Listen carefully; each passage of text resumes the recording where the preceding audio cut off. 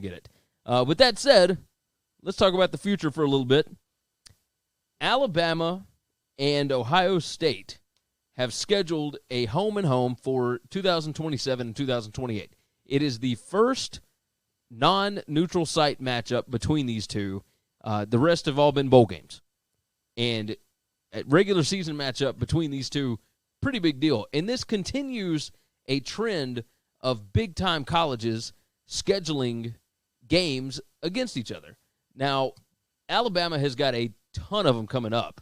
And then LSU as well. Alabama's got USC this season, Miami next year.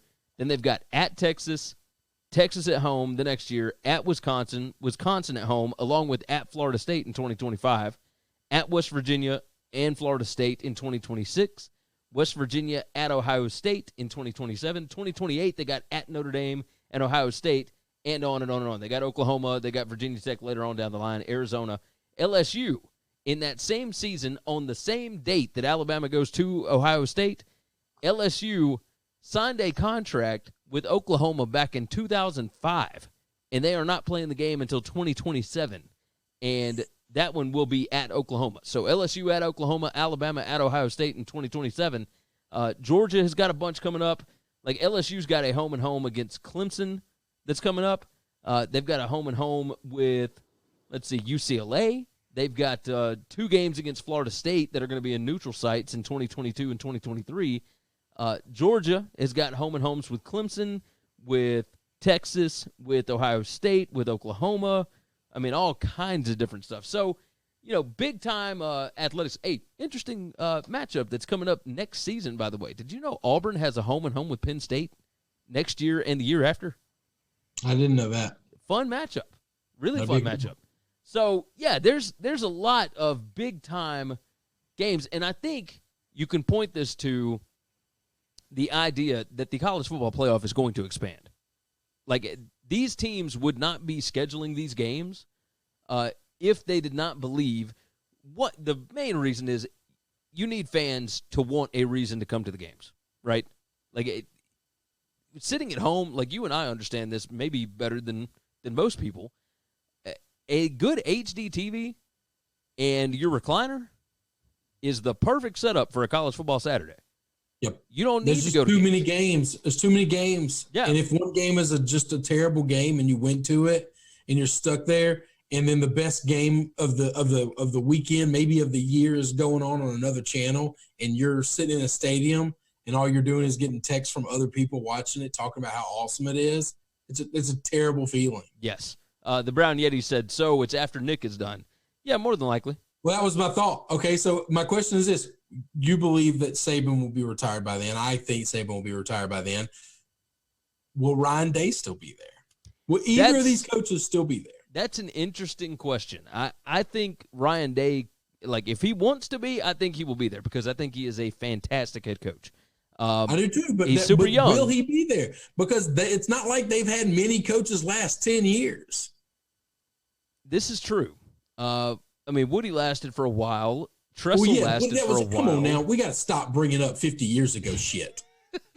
Nobody does that anymore. Go with like the last 15 years. Well, Tressel lasted for, Urban lasted, 8 years? Tressel 7 years? did not last that long, I don't think. Tressel was there from 01 to, no, maybe it was like a decade. But that ain't great. So, we need Ryan Day to last 10 years. I think Ryan Day is young, and I think if his offense continues to be as awesome as it was last year, I think he could end up being an NFL coach. But I do too. This is why I brought that up. Jim Tressel was there for 9 years. That's interesting. That is interesting. Ryan Day's been there for 2, so we will need him to be there for 10 years for this to happen. I'm going to say yeah. College coaches just don't last that long in a lot of places.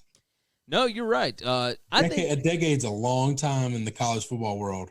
I think he will be because they are the top of the class in the Big Ten. Like Nick Saban has been at Alabama since 2007, so 13 seasons.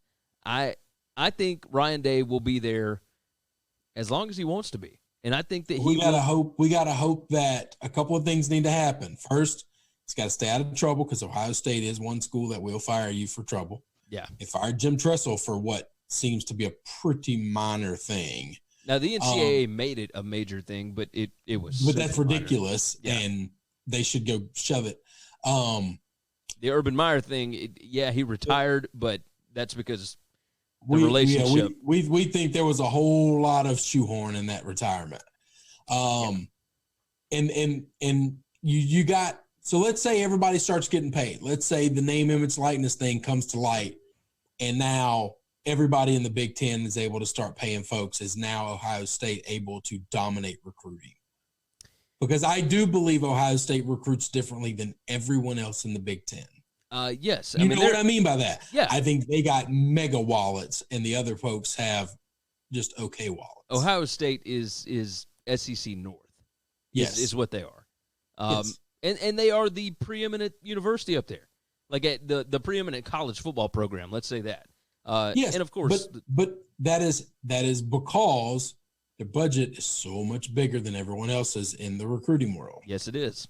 Yes, it So is. my question is when all of those things become level playing field, if that happens. Hey, the Brown Yeti said, "Don't get beat by Michigan, and he'll be there." Yeah, 100%.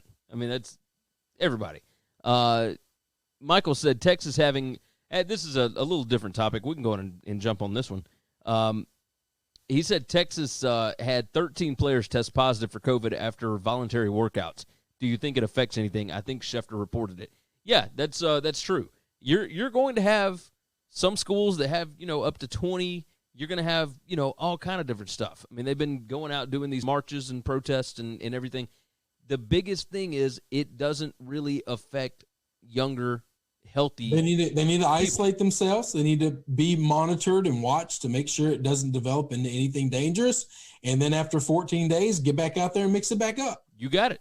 This is not right. Like, I'm not a scientist. I don't know how to fix it, but we have enough information as to what happens. Yeah. Okay. You test positive for it. Lock them away, watch them, monitor them, and when they're clear, put them back to work. Like, this is not that complicated of a situation. And then they have found out that if you have the antibodies, you don't catch it as easily the second go round. Yeah, we think the body fights it off pretty good. So and at that point, for a fact, but this is just one of those things where until it becomes dangerous, then that's when we worry. Yeah, like we're not worried about it right now. Crazy dangerous. It was insanely dangerous, and now, for some reason that I don't know how to explain, it's not killing people the way it was. Well, no, because it's now we're keeping it out of nursing homes and whatever else.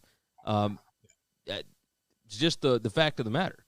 At first, like Florida is a good example of this. In the state, their median age of a person that caught COVID-19 to start with in that first month was like 70, like late 70s. And now the median age of somebody that catches it is 37. Yeah. Like, that's a big difference as to why there's so many less or so few hospitalizations and so few deaths, right? Yeah. So the healthier you are, the younger you are, the more you are able to fight this disease. So, yeah, it's just like anything. It's just any other sickness. Not just any other, but you get the point. Michael said, I just worry about people being behind desks, panicking and canceling things when they see numbers like this, and we know it's going away, so let's not get gun-shy. Yeah, I mean, that's it. It's not going away. That's what I worry about with colleges, because there's enough people sitting behind desks that would placate to fear or not be willing to take chances or anything of that nature. And I get it and I understand it. I think pro sports are going to find a way to go forward. Yes. Well, everybody but baseball, but that has nothing to do with COVID. That is two perpetuant children with their heads up their asses. Yes. And I was trying to stay away from that for today. That's fine.